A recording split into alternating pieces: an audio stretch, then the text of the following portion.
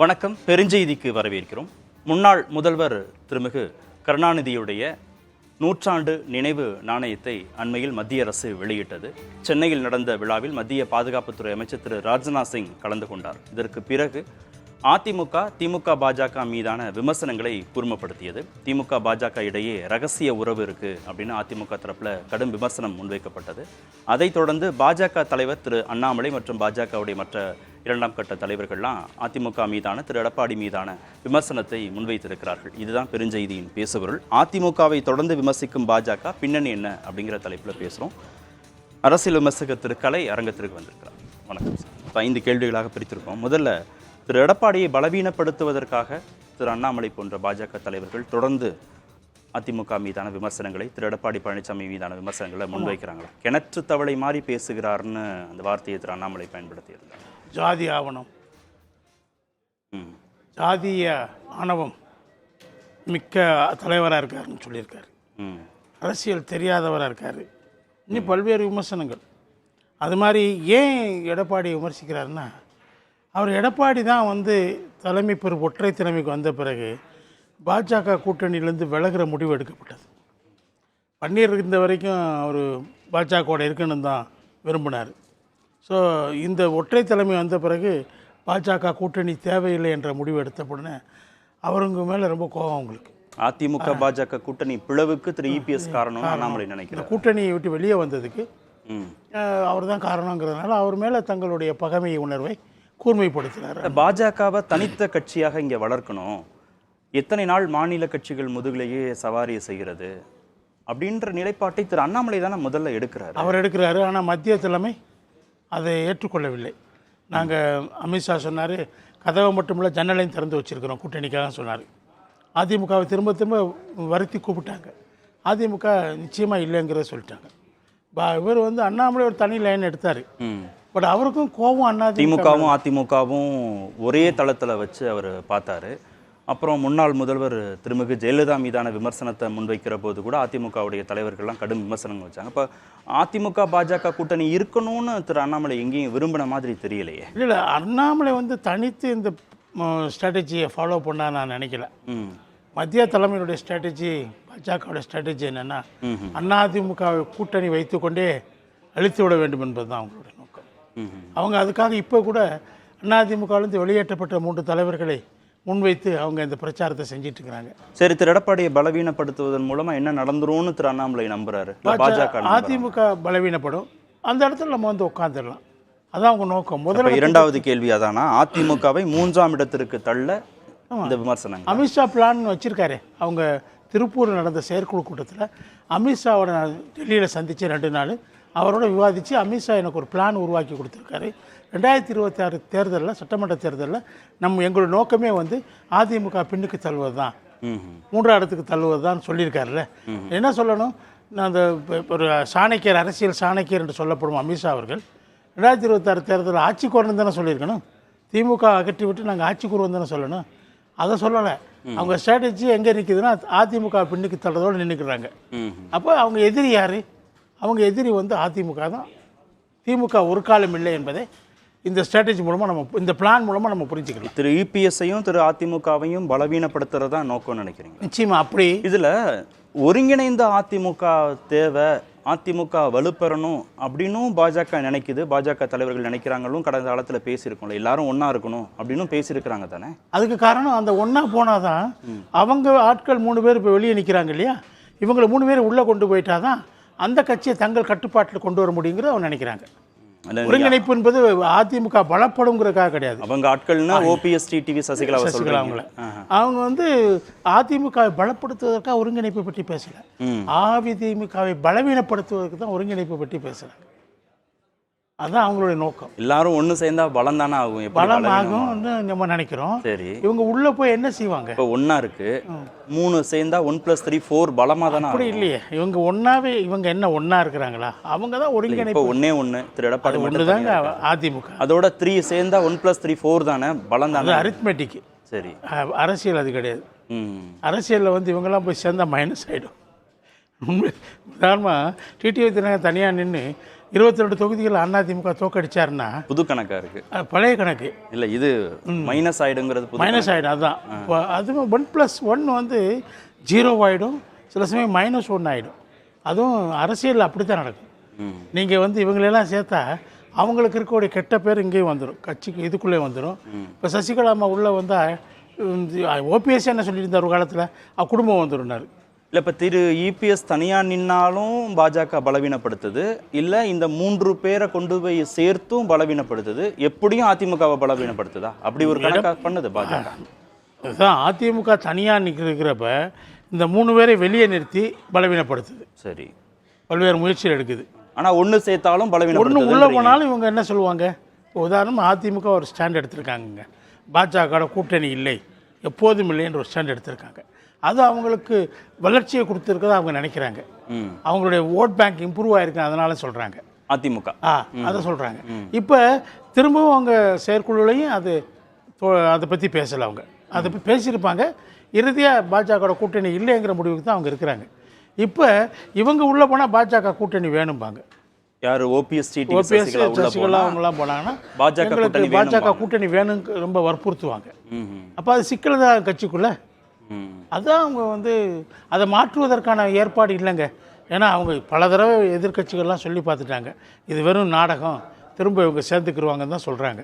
ஆனால் சேர்றதுக்கான எந்த ஏற்பாடும் இல்லை. உறுதியாக இருக்காங்க அவங்க. 2026 தேர்தலுக்கு பின்பும் கூட்டணி இல்லைங்கிறது உறுதியாக இருக்கிறாங்க பாஜகவுடன். ஆமாம், அதே மாதிரி அதை புரிஞ்சுக்கிட்டு பாஜக என்ன செய்யுது, அவங்கள 3வது இடத்துக்கு தள்ளுவோங்கிறாங்க. அதான சொல்லிட்டு இருக்கிறாங்க அவங்க. 3வது கேள்வி, திமுக வர்சஸ் பாஜக அப்படின்னு தமிழ்நாட்டுடைய அரசியல் களத்தை கட்டமைப்பதற்கு தொடர்ந்து அதிமுகவை பாஜக விமர்சிக்குதா? ஆமாம், கோவப்படுறாங்க. அதாவது ஒரு கட்டத்தில் ரொம்ப காலமாக திமுக பாஜக விட்டு வெளியே அதிமுக வெளியே வந்த பிறகும், அது 3 மாதங்களாகி ஒரு தேர்தலை சந்தித்த பிறகும் இவங்களுக்கு கள்ள உறவு இருக்குன்னு சொல்லிகிட்டே இருக்கிறாங்க. அப்போ பாஜக ரகசிய உறவோ கள்ள உறவோ மறைமுக உறவு, அதை வந்து பாஜக கோவப்படலைப்ப. இதே அண்ணாமலை கோவப்பட்டாரப்ப தொடர்ந்து சொல்லிகிட்டே இருந்தாங்க. திமுக மட்டும் இல்லை, கூட்டணி கட்சிகள் அத்தனை பேரும் சொல்லிகிட்டே இருந்தாங்க, திருப்பி சொல்லிகிட்டு இருந்தாங்க. அப்போ கோவப்படலை. இப்போ பாஜக கோவப்படுது. திமுகவோட உங்களுக்கு ரகசிய கூட்டணி இருக்குன்னு சொன்னால் இப்போ கோவப்படுது. என்ன காரணம்? அன்னைக்கு அது உண்மை இல்லை, அதனால் 2 பேருமே கோவப்படலை. லாபம் தானே பாஜகவுக்கு. திமுகவுக்கும் பாஜகவுக்கும் ரகசிய உறவு இருந்தா அதிமுகவுக்கு லாபம் தானேன்னு கேட்குறேன். நிச்சயமாக லாபம். ஆனால் இப்போ அதனால தான் கோபம் வருது அவங்களுக்கு. இது உண்மை ஆக இருப்பதனால, அன்னைக்கு அது உண்மை இல்லை, கட்டப்பட்டது, பொய்யாக கட்டப்பட்டது. அதனால் கோபம் வரல, அதிமுகவுக்கு கோபம் வரல. நஷ்டம் பாஜகவுக்கு நஷ்டம் இல்லையா? எது?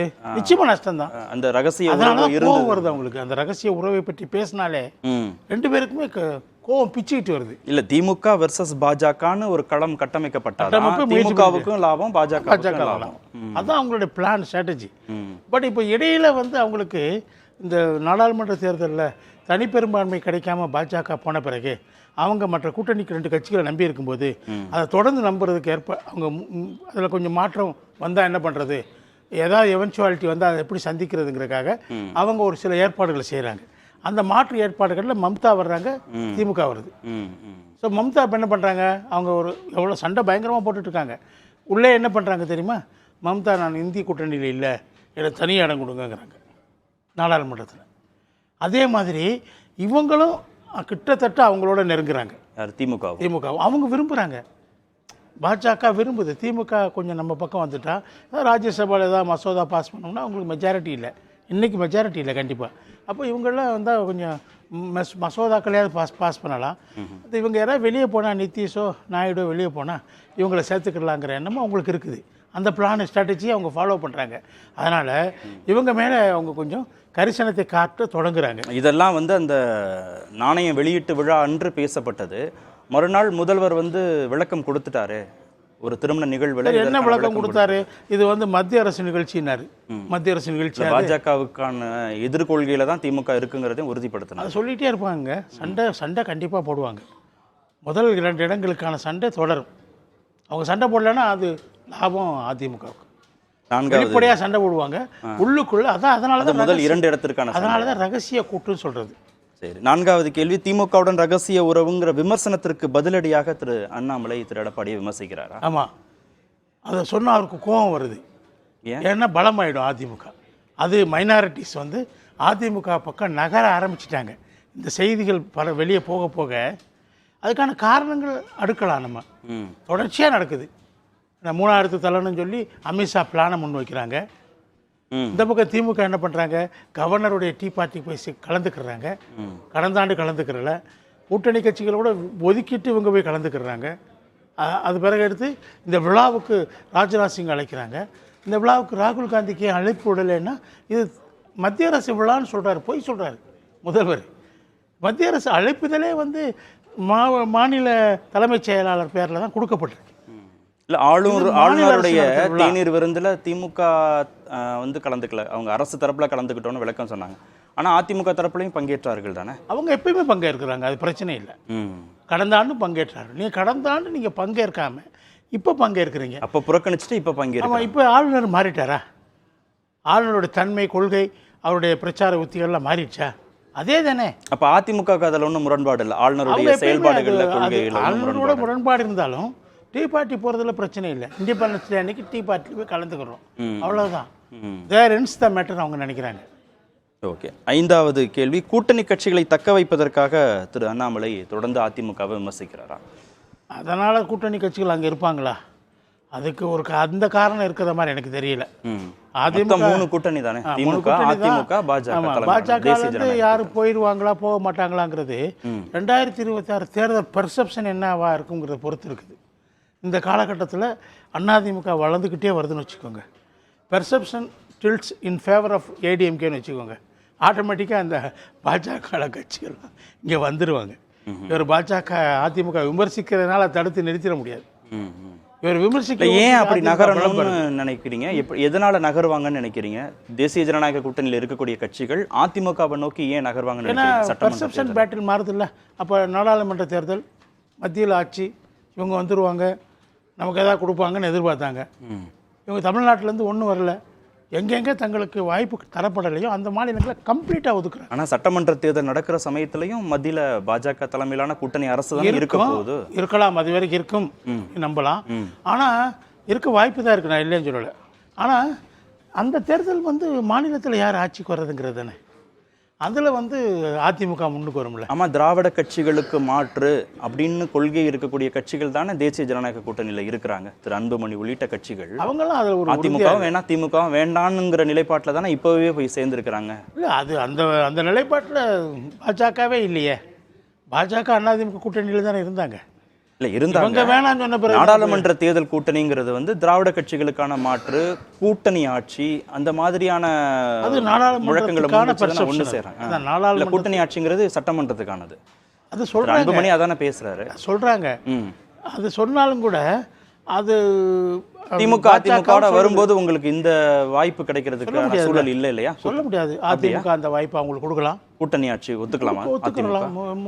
ஒரு நாடாளுமன்ற தோல்விக்கு பின்னாடி அவங்களும் கொஞ்சம் சில மாற்றங்களுக்கு உட்படலாம். கூட்டணி பெருங்கூட்டணி ஒன்று தேவைங்கிறக்காக அவங்க சில மாற்றம் எனக்கு தெரியல. அதுக்கு வர்றதுக்கான வாய்ப்பு அங்கேயே இருக்கு. அந்த சமரசத்திற்கும் அவங்க தயாராக தான் இருப்பாங்க நான் நினைக்கிறேன். ஏன்னா அவங்க வந்து ஒரு பெருங்கூட்டணி அமைச்சாகணும், மெகா கூட்டணி அமைக்கணுங்கிறது உறுதியாக அவங்க இறங்கியிருக்காங்க. திமுகலேருந்து எத்தனை பேர் வருவாங்க சொல்ல முடியாது. பாஜகலேருந்து வருவதற்கு வாய்ப்பு இருந்தால் அவங்க இந்த கோரிக்கையை முன் வச்சு அதை ஏற்றுக்கிறதுக்கு தயாராக தான் இருப்பாங்க நான் நினைக்கிறேன். ஓகே, ஒரு ஜூனியர் பார்ட்னராக சேர்க்கறதுக்கு தயாராக இருக்கும். இல்லை, ஒரு புதிய தொடக்கமாக இருக்கும். கூட்டணி ஆட்சிக்கான உத்தரவாதத்தை அதிமுக கொடுக்குற போது முன்னாடி திமுகவே பண்ணியிருக்காங்க. நான் ஜெயிக்கல அந்த எலெக்ஷனில், இல்லாட்டி ஆளுக்கு சமமாக தானே பிரிச்சுக்கிட்டாங்க அசம்பிளி சீட்ஸை. காங்கிரஸும் கூட்டணி ஆட்சிக்கான முயற்சி தானே, முடிவு தானே அது. முதல்வர் என்னை கொண்டு வரணும்னு சொல்லி தான் கலைஞர் வந்து வற்புறுத்திட்டு இருந்தார். மற்றபடி கூட்டணி ஆட்சிங்கிறத ஏற்றுக்கிட்டாங்கல்ல. இப்போ அதுவும் ஏதாவது நடக்கும், அது மாதிரி ஏதாவது நடக்கிறதுக்கு வாய்ப்பு இருக்குது. நன்றி நிகழ்ச்சியில் பங்கேற்று.